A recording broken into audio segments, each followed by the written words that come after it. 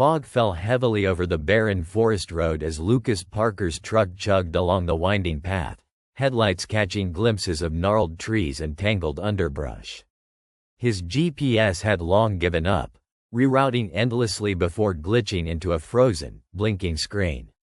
He hadn't seen another vehicle or sign of life in over an hour, and though he tried to convince himself this detour was just badly mapped, unease crept steadily under his skin. The trees were wrong, twisted in a way that seemed deliberate, as though shaped by something that hated straight lines. Every turn in the road felt like a loop, yet his fuel gauge dropped steadily. When he finally saw an old wooden sign, faded and arrowed toward a rest stop marked Dry Hollow, he nearly laughed in relief. He turned sharply, tires crunching over gravel.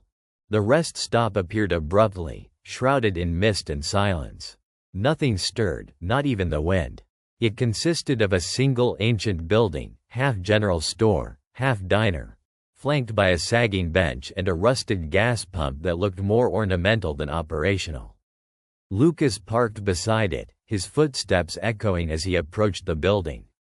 The door creaked open without resistance, revealing a space seemingly untouched in decades.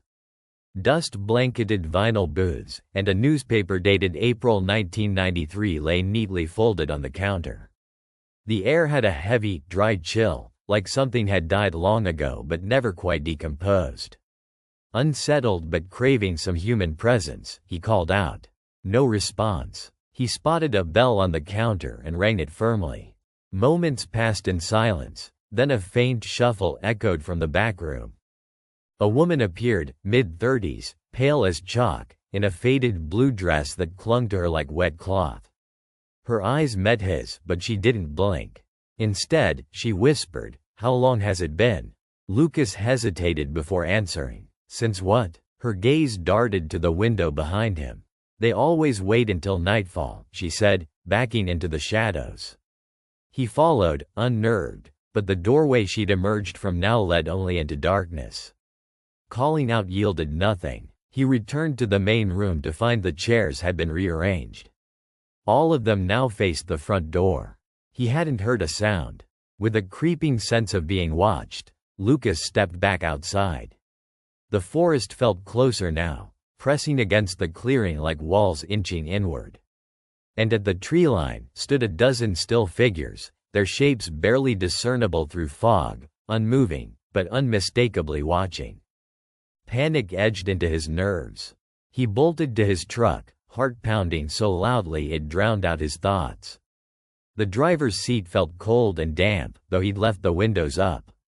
The ignition clicked uselessly with each frantic turn of the key. He could still see the figures, closer now. Were their heads tilted? Were they closer or had they grown? A sudden knock jerked his attention toward the passenger window. The woman in the blue dress looked in, her lips moving, but no sound came through. Her hands pressed against the glass, then began to bleed, smearing crimson arcs that faded before his eyes, as though the window drank it.